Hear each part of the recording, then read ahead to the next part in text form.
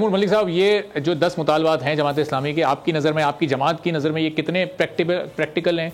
इसमें से किस किस पर हुकूमत बड़ी आसानी के साथ अमल कर लेगी? और क्या लग रहा है आपको कि फिर अब हुकूमत को इस मुज़ाकरात के सिलसिले को आगे कैसे बढ़ाना होगा? ये धरना अब ये इसको डिफ्यूज़ कैसे करना पड़ेगा? सिचुएशन ज़ाहिर है ये लोग पहुँच तो गए ये कराची से और पूरे मुल्क से इस्लामाबाद तक। जी देखें, जमात इस्लामी के बारे में ये बात तो कहनी पड़ेगी कि ये हमेशा से मोबिलाइज़ कर सकते हैं अपने वर्कर्स को और इकट्ठा कर सकते हैं। ये हमने पूरे पाकिस्तान में पहले भी देखा है। इलेक्टोरल सक्सेस में उसको कन्वर्ट अक्सर नहीं कर पाते, लेकिन स्ट्रीट पावर इनकी डेफिनेटली है। और बहुत हद तक कई चीज़ों के ऊपर मैं ये कहूँगा कि वो पाकिस्तान के अवाम की तर्जुमानी भी करते हैं इन इश्यूज़ के ऊपर। सो अब वो वहाँ बैठे हुए हैं। देखें, हुकूमत हमारी जिनके साथ नेगोशिएट नहीं करना होता, वो अगेन कोई भी हुकूमत हो, उन फोर्सेस के साथ हम नेगोशिएट करने बैठ जाते हैं।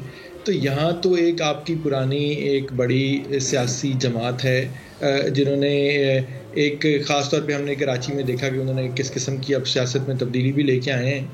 तो बिल्कुल उनके साथ बात करनी चाहिए और हुकूमत को उसके ऊपर तवज्जो देनी चाहिए और आगे देख के चलना चाहिए। हम तो ख़ुद ये कह रहे हैं कि जी ये सिंधु साहब काबिल एहतराम हैं और ये ज़ाहिर है सेनेटर हैं, लेकिन ये बाकी जो है ये फॉर्म 47 की हुकूमत है और इलेक्शन पिटीशन जो हैं उनके ऊपर तो मामला चल नहीं रहा है। यही बात जमात इस्लामी ने भी पहले की।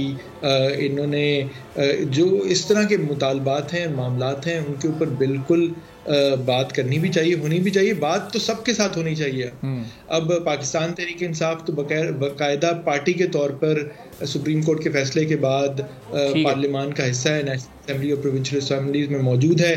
पार्लियामान के अंदर भी अब कमेटीज फाल फाइनली हो गई हैं, वहाँ पे भी बात हो रही है। तो ये तमाम सियासी जमातों की भी जमात इस्लामी के धरने को एक हिमायत हासिल है, बड़ी अच्छी बात है। सब्सक्राइब करें और बेल दबाएं ताकि कोई खबर रह न जाए।